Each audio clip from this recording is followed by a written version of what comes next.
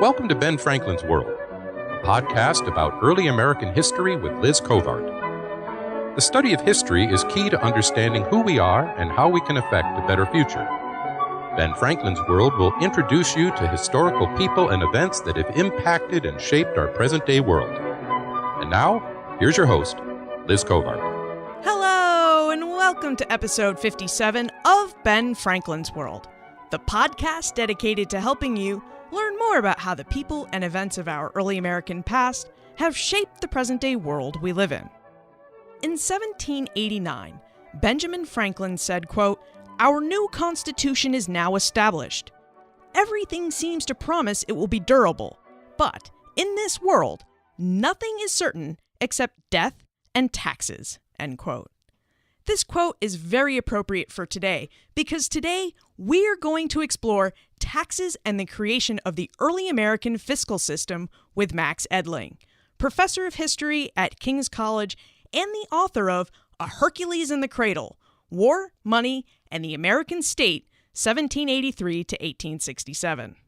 During our conversation, Max reveals the different fiscal powers of both the Articles of Confederation and the Constitution of 1787, the types of taxes early Americans paid and how they paid them, and the evolution of the United States' fiscal system and how it financed war and the territorial expansion of the early United States.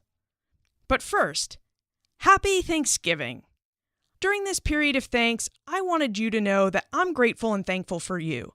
I am truly honored and grateful that each week you choose to spend your time with me exploring early American history.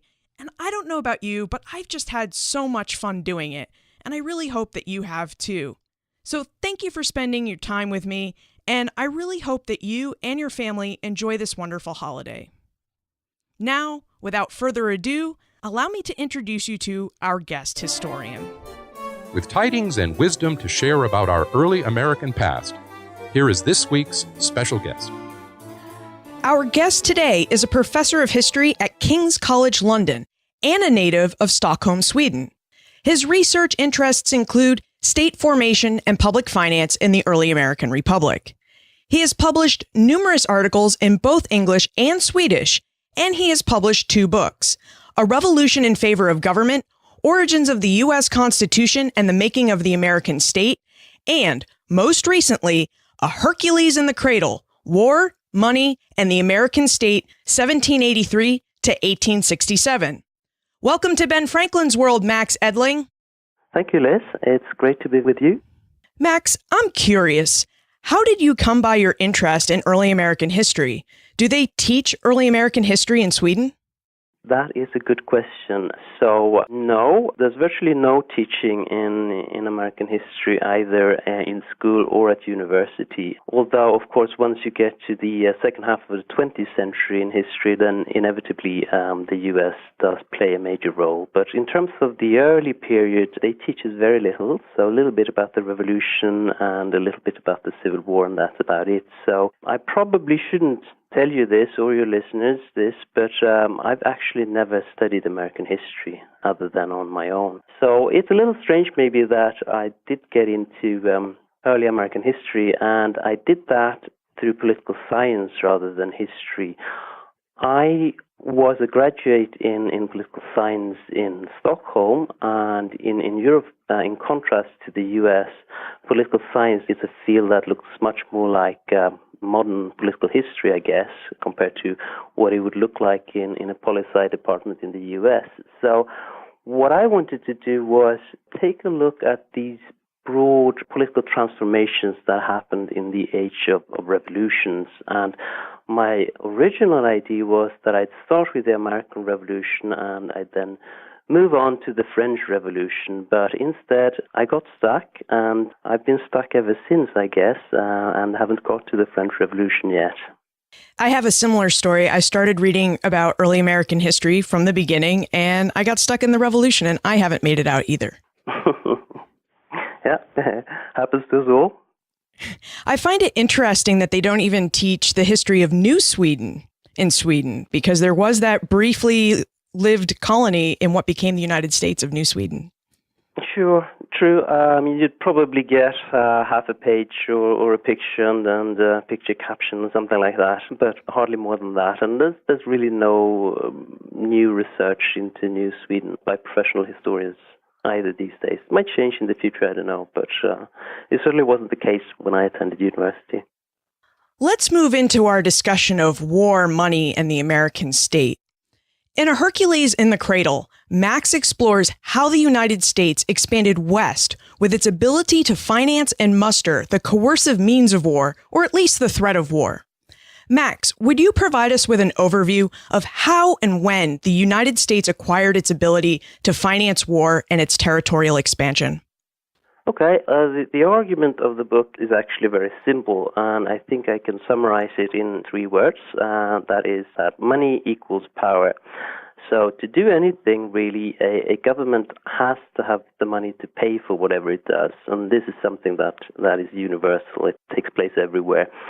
Today, governments do all kinds of things. So they pay for infrastructure, they subsidize education, they subsidize healthcare, they try to stimulate the economy. They do many different things. But back in the 18th century, central governments were really focused on just a couple of things, and chief among them would be war and foreign policy. And one of the main themes in 19th century American history is, of course, territorial expansion. And this enormous growth of the U.S. is such a familiar story that I think we tend to take it almost for granted. It's as if it just had to happen. But what I argue in the book is that this territorial expansion actually happened because of the activities of the federal government. So the U.S. grew because the federal government acquired a new territory by purchase, in the case of Louisiana, Florida, and Alaska, for example, or by annexation, in the case of Texas, by war of conquest, in the case of the Southwest, and by negotiation, in the case of the Pacific Northwest. And when it comes to the Native Americans and acquiring land from the Native Americans, the federal government really used all of these different measures: purchase, war, and negotiations. All of these things cost money, obviously. Territorial purchase cost quite a bit, but war cost much, much more. So for this reason, the ability of the United States to grow really rested on the ability of the federal government to find the money that would allow it to buy territory or to pay for war or to pay for the military, to pay for the Navy, to pay for diverse Indian agents and things like that. All of this might seem or sound quite easy or straightforward, but if we look back at American history, it is clear that taxes have never really been popular in the U.S., and things like public debts have always been highly criticized. And if we go outside the U.S., we can see that many governments struggle to make ends meet, and this is true, I think, not least of nations that used to be called the developing world. They often face enormous problems having to do with public finance, having to do with finding tax money and to pay interest on their debts and things like that. So in the case of the U.S., I think we really need to remember that the United States is the first modern nation created through a colonial independence struggle. And historically, that type of nation, the nations that go through this transition from colonial rule to independence, have almost always had enormous problems getting their financial house in order. And what is remarkable about the United States is that the U.S. managed to get the fiscal system and its public credit in order very, very quickly after independence. And I think this is, in comparative perspective, pretty remarkable achievement, really. And obviously, if money equals power, then this ability of the federal government to raise money through taxes and through loans made it relatively powerful, at least in a North American context. It meant that it could take advantage of opportunities that arose in North America to become the dominant power on the continent in the course of the 19th century. Today, we take it for granted that the United States has the power to raise money. But that really wasn't always the case. Max, would you tell us about the Articles of Confederation and how the Constitution remedied its problems with regards to requisitioning money from the states? Yeah, so requisition was the method in place before the adoption of the Constitution, and it meant that instead of Congress taxing the people, Congress asked the states to contribute money so that the states taxed the people on behalf of Congress. And when this system was created, when the Articles of Confederation were drafted in 1777, it was a system that made a lot of sense. After all, Americans were rebelling against the British Parliament and the claim of the British Parliament that they had a right to impose taxes on the colonies. So obviously, control over taxation was important, and such control really should stay close to the American people, and there was no way that the states were going to give it up to a distant Congress. If they had been willing to do that, then they might as well have given in to the demands of the British Parliament. So what happened was that under the Articles of Confederation, Congress had the power to spend money and to borrow money, but it didn't have the power to tax. And it soon became obvious that this was a system that didn't work that well in practice. Congress started out paying for the War of Independence by printing millions and millions of paper dollars. And this sounds bad, but it really wasn't as bad as it might at first seem. It was a system that could well have worked if only the money that was printed and paid out was taxed in at the same pace as it was paid out. But what happened instead was that at first the states didn't tax at all, and when they started to tax, they didn't tax enough. They didn't tax the same amounts either. So the result of all this was that there were these conflicts between the states about whether or not they had contributed their fair share to the common cause.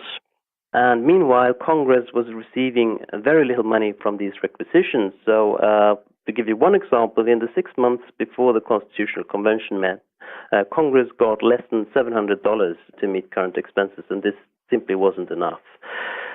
So when the Constitutional Convention met, there were actually people in the convention who wanted to continue this system of requisitions, but the majority did not. They thought that the record had made it clear that requisitions simply didn't work. So the only realistic alternative was to transfer power over taxation from the states to Congress so that the Congress could tax the American people directly. And there had in fact been several attempts to do this before the convention met in the 1780s, and they had all failed, but they had failed pretty narrowly. So in the summer of 1787, there was a fairly widespread acceptance of this idea that Congress should have the right to levy at least some taxes independently of the states. What happened in the convention, and where the convention went beyond expectations, was that it granted Congress, the new federal government, much broader powers over taxation than anyone had thought that would be necessary. So there were some restrictions. The federal government under the Constitution can't tax exports, and originally any property taxes needed to be proportioned to state populations. But to critics, it seemed that the new fiscal powers of Congress really were unlimited. And the framers, the defenders of the Constitution, defended this much broader grant of fiscal powers with a fairly simple and straightforward argument. So they said that the federal government was created to promote and defend the interest and independence of the United States. And there was simply no way you could estimate how much this would cost. War, for example, could cost anything. It cost an enormous amount. And for this reason, you couldn't really limit the power of the government to raise the money it needed to do what it had to do. So what they said, in short, was that the government's means had to be commensurate to its ends. That's how they put it. When many of us think of the early United States and trying to establish the new government under the Constitution, we think of Alexander Hamilton. What role did Hamilton play in establishing the fiscal system that the first Congress would implement? Well, he was obviously important because he was the first Treasury Secretary. I personally am a little skeptical about the tendency to hero worship when it comes to the founders. So I'd say that, he did a very important job, but I don't think that he was in any way unique, and I think that other people could have done what he did. But having said that, what the first Congress did, even more than Hamilton, I guess, was extremely important to the development of the U.S. because they took this old requisition system and transformed it into a new system and thereby reformed the American fiscal regime completely.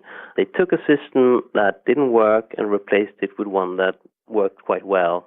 In the old system, there had been a lot of aggravation, but very little money. The new system was productive, and it didn't really cause hardship or create any kinds of serious protests. Under the old system, the state governments collected all the money. Under the new system, the federal government collected almost all the money. And whereas the old system mostly taxed people, what was called poll taxes, and property, the new system relied almost exclusively on import duties instead. And there are two really important consequences of this reform. The first, and the most obvious one, is that the federal government now had the money it needed to pay for things like an army and a diplomatic establishment, and it now had the money to pay interest on the public debt. The second thing, which is less obvious maybe, was that this new system put an end to the hardship caused by the previous tax system, which had given rise to quite a bit of political turbulence and social unrest. So I've just said that the requisition system didn't work, it didn't produce any money, but things were actually worse than this because the states tried to make it work but failed. And when they tried to tax the people, they caused real hardship. And as a consequence of this hardship, there were a lot of protests against state taxation in the 1780s. And most of this was peaceful, but sometimes it was violent. And in Massachusetts, there was a very famous tax rebellion called Chase's Rebellion. If you only look at what the states tried to do, this looks a little strange because taxes actually weren't that high and Americans were fairly well off. So why were taxes difficult to pay? And to understand this, you need to know that early America was a credit-based economy. And this meant that if you were a farmer, for example, you could be quite wealthy in the sense that you could own land and livestock and buildings. You could also sell your crops in the marketplace, and you could buy stuff that you couldn't produce on your farm. But you could do all of this without actually touching any real physical money in the shape of gold or silver coins. It was all done based on credit. So when the tax collector came to collect even pretty modest sums in gold and silver coins, it could be very, very hard for ordinary taxpayers to find this money to pay taxes with. And at the time in the 1780s, there was an economic depression, and being forced to sell property at auction, which is what would happen if you couldn't pay your taxes, meant a considerable economic loss. So to many taxpayers, these taxes did seem a real threat to their livelihood and even to their independence. So what Hamilton and the first Congress did was really replace these taxes on polls and property levied by the states with customs duties that were levied by the federal government. And this made a big change. It was not the case that impost duties on import in any sense were fairer than land taxes, for example. In fact, many duties fell on things that poor people and middling people used just as much as the rich people did. But it was a system that was much easier to administer because now the tax collectors would no longer demand money from cash-starved farmers. They would instead turn to importing merchants. And importing merchants were people who had typically ready access to money. We shouldn't think that this means that it was the merchants who paid for the federal government, because the merchants actually passed the duty on to the consumers by raising the price of the goods they were selling. But it did mean that the administration of taxes when using customs duties was much, much smoother than other forms of taxation. So no need for coercion, no need for auctions or anything like that. It's kind of like a sleight of hand or an ingenious tactic that they used, because they went from a system of direct taxation with poll and property taxes, where the tax was direct, to a system of indirect taxes where you'd pay it on the goods that you imported, but the tax was included in the price you would pay. So it's like you're paying taxes without thinking about paying taxes. Yes, absolutely. And this was one of the advantages too. If an argument often made that people didn't notice paying taxes, that was one thing. And the other big thing was that if they didn't like to pay taxes, they simply didn't have to buy the item that was taxed. And this argument makes sense as long as you tax only certain things that you can go without. But if, in reality, with the tax on things like salt, in that society, there was no chance you could choose not to pay that tax. You mentioned that early America was a credit-based economy. How did early Americans pay their taxes? Because throughout the colonial period and into that early republic, they're cash-poor country. They just don't have cash in circulation. So how do you pay the tax man?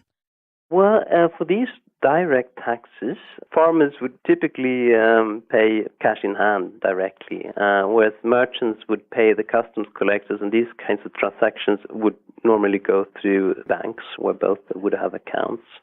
What's interesting about the old tax system in places like early America, but also in Britain and in most European places too, was that it was always localized when it came to these direct taxes on things like land. And the reason for this was that the early modern state couldn't really assess property in any good way. So this was left to the local communities to do on their own. So there was this self-assessment where essentially a local community like a township would be responsible for paying a certain sum, and that sum would be divided among the inhabitants in the local community based on how rich they were, so they would pay proportionate to their wealth. And the community would then make a self-assessment, or everyone would make a self-assessment. But obviously, because the system looked the way it did, it was in everyone's interest to make sure that this self-assessment was fairly accurate. If you were dodging your tax, it would directly affect the tax bill of your neighbor, which is obviously different from today. If we think back to our history classes, another aspect of the establishment of the early American fiscal state is Alexander Hamilton's debt assumption plan. That plan that he takes Jefferson and Madison into a back room and negotiates congressional votes to pass in exchange for Washington, D.C. becoming the capital of the United States. Would you tell us about this debt assumption plan and how it helped the United States manage its debts?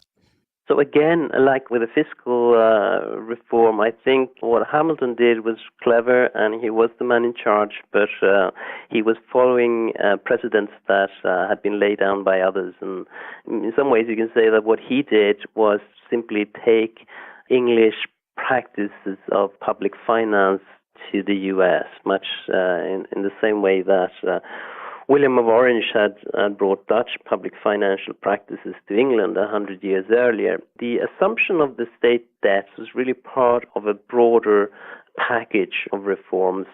And Hamilton, when he became Treasury Secretary, was faced by this huge outstanding debt to foreign and domestic creditors. And he knew that the expected income that he could count on from things like customs duties wouldn't nearly be enough to pay interest on this debt, and it certainly wouldn't be enough to pay the principal.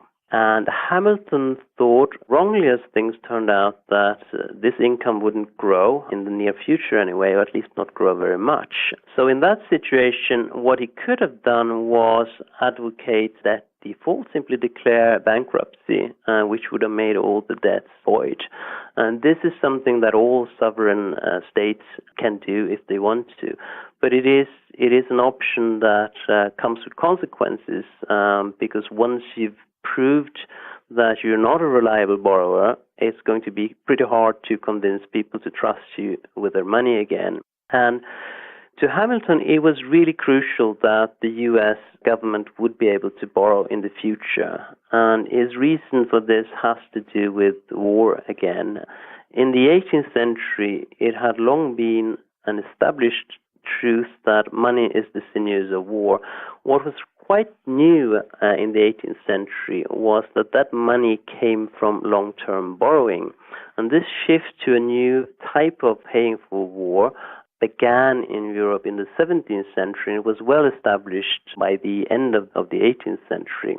European states paid for war by selling long-term bonds to private investors, and they could do that either to investors in their own countries or they could do it to foreign nationals, so selling their bonds on markets abroad, and that would happen chiefly in Amsterdam in the late 18th century. If a state wasn't able to do this, it was soon going to find itself in considerable trouble because it wouldn't be able to defend itself against other states. So really the starting point for Hamilton's reforms was to make sure that the U.S. would have this ability to borrow in times of international crisis. And when he became chief of the Treasury, this was not possible because the U.S. had mismanaged its debt for a long time and its credit rating was absolutely zero, so no chance of borrowing money from anyone. What he had to do was try somehow to restore the credit rating of the federal government. There's only one way to do this, and that was to make sure that the government started to pay its public creditors. But, as I said, the government's income was not big enough for this, and Hamilton didn't think that he could increase the income very much. So what he decided to do instead was cut the cost of the loan. And he did this first by saying that all the outstanding debt consisted of perpetual bonds, and this meant that the government would pay only the interest on the bonds, and it would make no commitment to repaying the principal. And this is similar to what you have today, at least in some countries, called interest-only mortgages. And this is something that reduces your annual cost of debt servicing considerably. So Hamilton did that. And the second thing that he did was renegotiate the interest rate. So he brought it down from 6% to a little more than 4%, which also cut the cost of the loan further.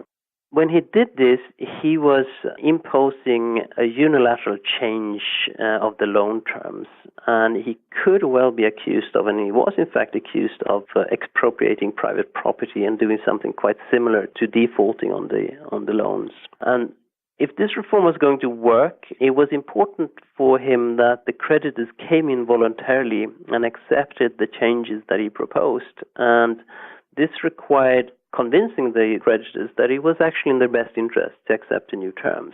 And Hamilton was successful here. He made the creditors see that with the new terms, they would at least get something. They would get 4% interest paid in silver coin, whereas before they had nothing. They had worthless bonds, and these bonds earned only equally worthless interest in the form of new bits of paper issued by the government.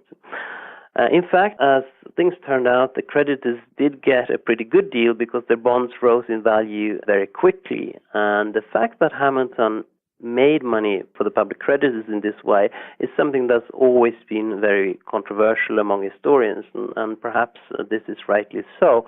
What I'm interested in, though, in this book is what the government got out of Hamilton's reforms. And this is quite easy to answer, because from the time of Hamilton's reforms in the 1790s and 1791, the U.S. government has always been able to finance extraordinary costs, such as war, by borrowing money against long-term bonds. It sounds like that by 1800, the United States is well on its way to having a sound fiscal policy. But we also know that in 1801, Thomas Jefferson and the Democratic Republicans come to power. Would you tell us about Jefferson's Treasury Secretary, Albert Gallatin, and how the Democratic Republicans shaped early American fiscal policy? First of all, Gallatin, just like Hamilton, was an immigrant, but whereas Hamilton came from the West Indies before the Revolution, and Gallatin came from Switzerland at the very end of the War of Independence. And whereas Hamilton was a soldier, and Gallatin really hated war in all forms. He started his political career as a congressman in the mid-1790s. And he soon became close to Jefferson and Madison and became the main critic of Federalist management of the public finances. And when Jefferson became president in 1801, Gallatin became his Treasury Secretary, and he then continued to serve throughout both terms and also under James Madison. And Gallatin left office officially in 1814, and this means that he remains, in fact, the longest-serving Treasury Secretary in U.S. history.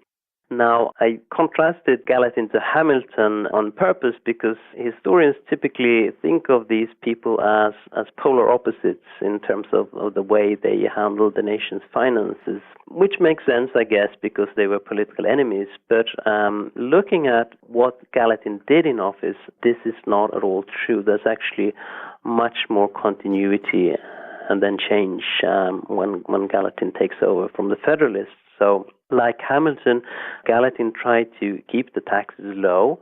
Like Hamilton, Gallatin took great care of the public debt.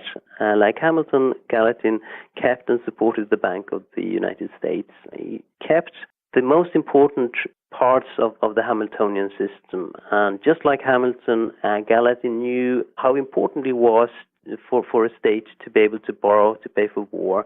And he certainly knew that if Jefferson would start to try and manipulate the public debt, this would risk public credit, and it might not be possible for the federal government to borrow in the future. So I really think that in the history of public finance, one of the most important things that Gallatin and Jefferson did was that they accepted and worked with the Hamiltonian system and didn't try to change it. In some areas like fiscal policy, Gallatin really wasn't much of an innovator. He supported Jefferson in getting rid of all taxes except customs duties. These other taxes hadn't really been very important in terms of the income they brought into the Treasury, but some people like Hamilton thought that as the U.S. economy would expand and grow, these taxes on sales and on domestic production would become more and more important.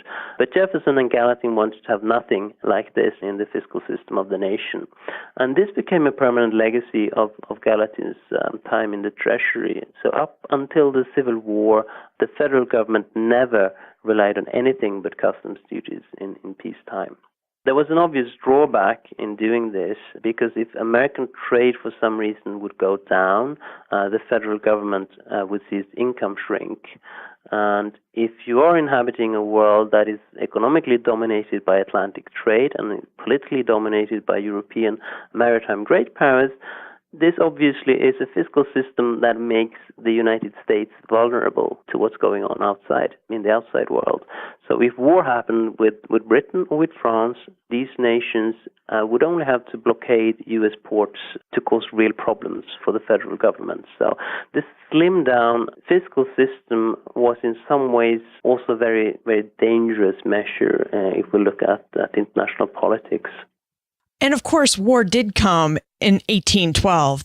The War of 1812 marks another watershed moment or turning point in the U.S.'s coming of age in its fiscal policy. In A Hercules and a Cradle, Max explains how the War of 1812 marked the first attempt by the United States government to finance a war using long-term securities. This method of finance became the model by which the United States has funded all subsequent wars. Max, would you tell us about the challenges of funding the War of 1812 and how the Treasury Department came by its idea to fund it using long-term securities? And it would also probably help us if you told us what long-term securities are. Sure. So long-term securities long-term bonds is really what governments use these days too. It's simply a promise by the government that is going to repay the bond after a certain time. And up until it repays the bond, it's going to pay interest on the bond, which in the U.S. case in the War of 1812 and previously meant that they would pay an interest rate of 6% typically. There's no big mystery why Gallatin decided on this way of funding the War of 1812. This was made possible thanks to Hamilton's reforms, and it was generally considered to be the best possible way of financing the war, in the sense that it was the most efficient way in raising money, and also in the sense that it would cause the least disturbance. You would be able to raise quite a lot of money through loans without having to raise a lot of taxes. So essentially, Gallatin used the system he had inherited from Hamilton to find the War of 1812. The big challenge to him was that the war cost so much more than anyone had expected. And his second problem was the fiscal system that he had himself created meant that as soon as Britain started to attack American trade, the income from customs duties dropped sharply.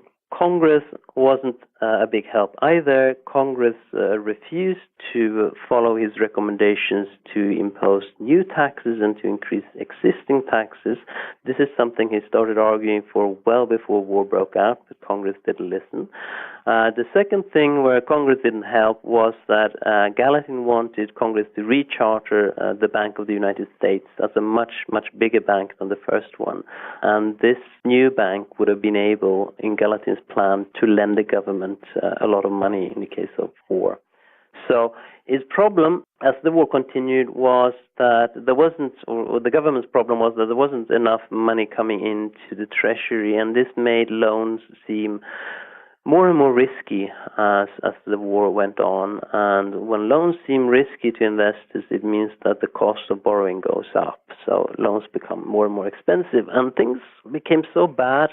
By 1814, the government actually had to abandon this system and instead turn to something called short-term treasury notes, which was a one-year kind of bond that they issued.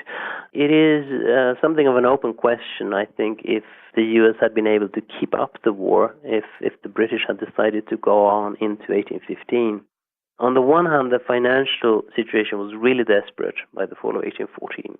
But on the other hand, by then Congress had finally decided to introduce a comprehensive tax program, and congressmen were also discussing creating a new big central bank.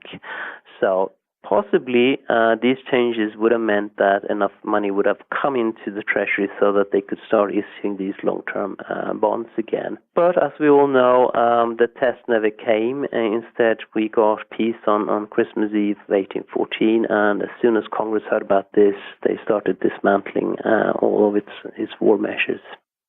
The War of 1812 helped the United States figure out how to effectively finance war. At the start of our conversation, I mentioned how in A Hercules in the Cradle, Max explores how the United States expanded west with its ability to finance and muster the coercive means of war.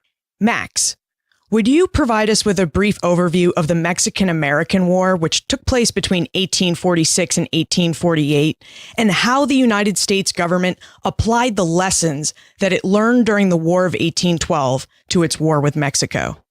Well, compared to the War of 1812, there's really very little drama when it comes to the funding of the Mexican War, at least on the U.S. side. There's quite a lot of drama on the Mexican side.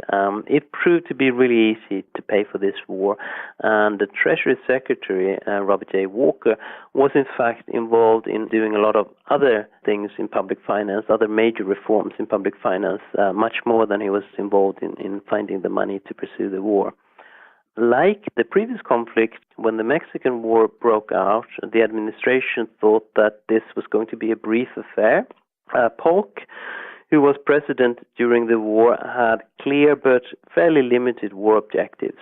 His problem was that the Mexican government refused to give in, and the U.S. had to apply more and more pressure, and in the end it required the occupation of Mexico City and of the territory north of the capital to force the Mexican government to surrender and accept Polk's peace terms. Because the war dragged on and became more extensive, then it meant that it came to cost a lot more than anyone had thought at first.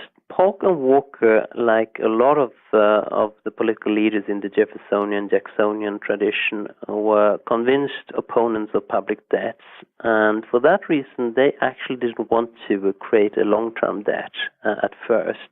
They hoped to be able to issue these one-year treasury notes instead, which hopefully they would be able to pay off a lot sooner than the time it would take to pay a long-term bond.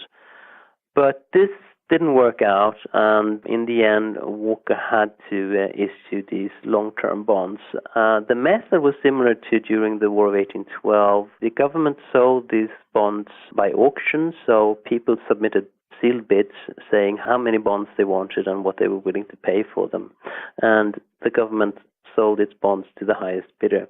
In the War of 1812, things were bad, and the government had to sell its bonds at a discount. During the Mexican War, the financial situation was so good that the government could sell its bonds with a small profit instead. It certainly helped that the economy had developed so that there were investment bankers who could market the bonds and who could make sure that there was enough demand and interest in the loans. And another thing that was really important and was different from the War of 1812 was that obviously this was a land war, and Mexico didn't have a navy and couldn't attack American trade. So all this income from customs duties continued to flow into the treasury throughout the war. So it proved to be a very easy thing to finance this war compared to the War of 1812. Let's transition to the time warp. This is a fun segment of the show where we ask you a hypothetical history question about what might have happened if something had occurred differently or if someone had acted differently.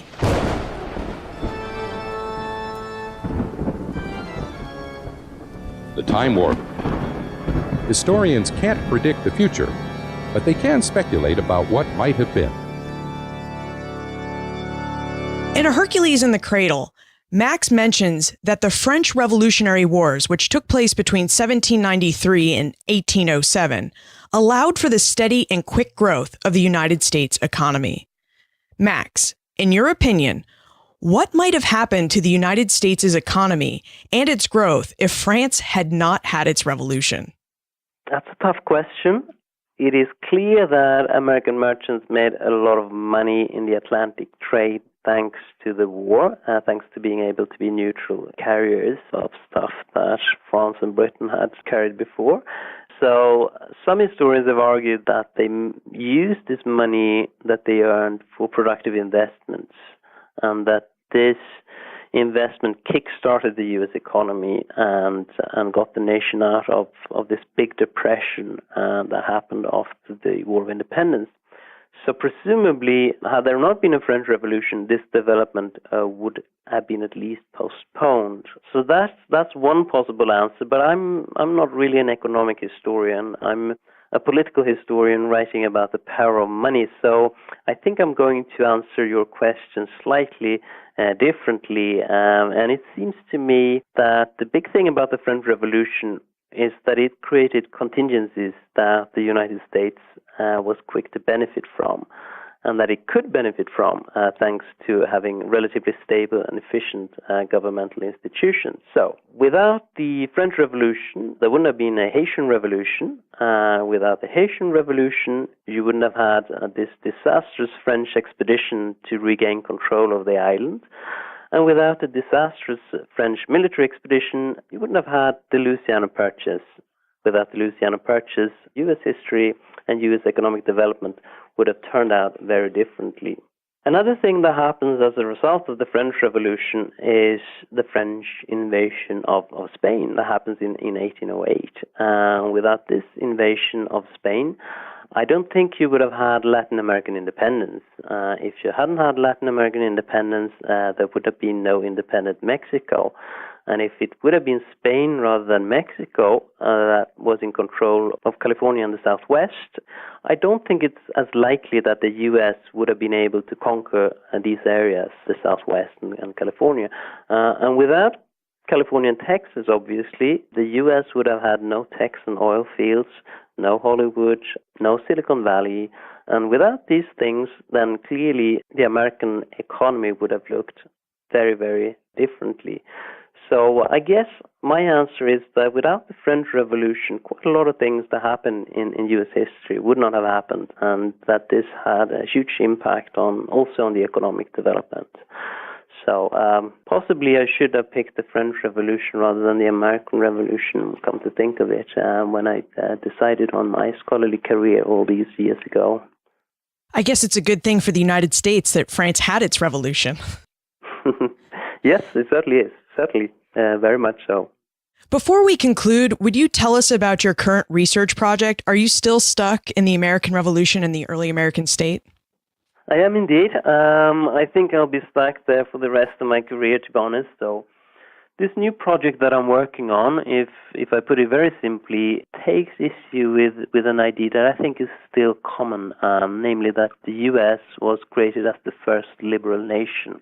And perhaps I should explain that liberal means liberal in the original sense of the word, so as in liberal democracy and universal citizenship and popular sovereignty. It doesn't mean lefty or intellectual, which is, I think, how many political commentators in the U.S. use the term these days.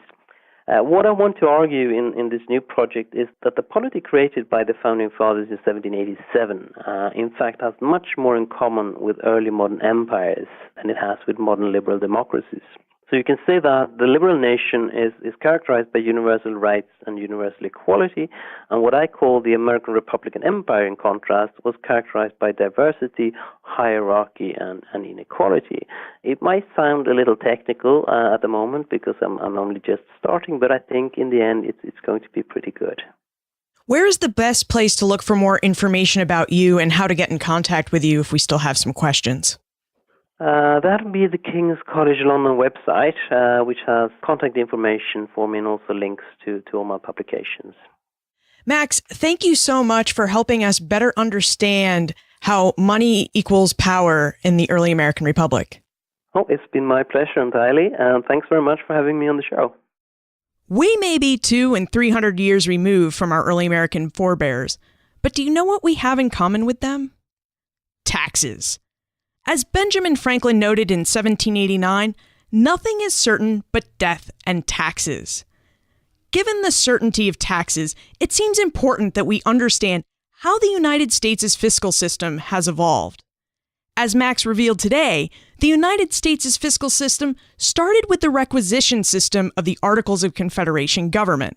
Now, this method of raising revenue did not work, so the framers of the Constitution devised another system, a system that the people of the United States approved of when they ratified the Constitution in 1789.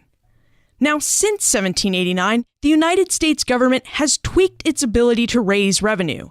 By the Mexican-American War in the 1840s, the United States had developed an efficient system of taxation and revenue generation, a system that Americans continued to adapt as war and territorial expansion required.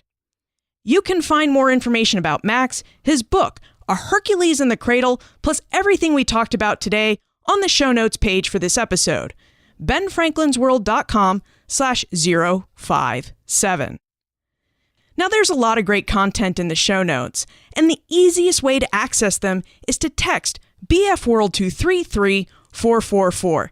This action will allow you to subscribe to the Franklin Gazette, which is a weekly newsletter that delivers the show notes right to your inbox. Talk about convenience, right? Also, by signing up for the Franklin Gazette, you'll receive the information you need to join Poor Richard's Club, a social community for history lovers on Facebook. We have a ton of fun in Poor Richard's Club, so I hope you'll consider joining us, and I hope to see you there. If you enjoy Ben Franklin's World, please text Support BF World to 33444 or visit benfranklinsworld.com/movement to find out more about how you can join the Ben Franklin's World movement and help support the show. Finally, the next time the United States overhauls its fiscal system, do you think that a system of indirect taxes or direct taxes would be better? Tweet me at Liz Covart, or post a comment on the show notes page for this episode, or in Poor Richard's Club. And remember, never leave till tomorrow that which you can do today.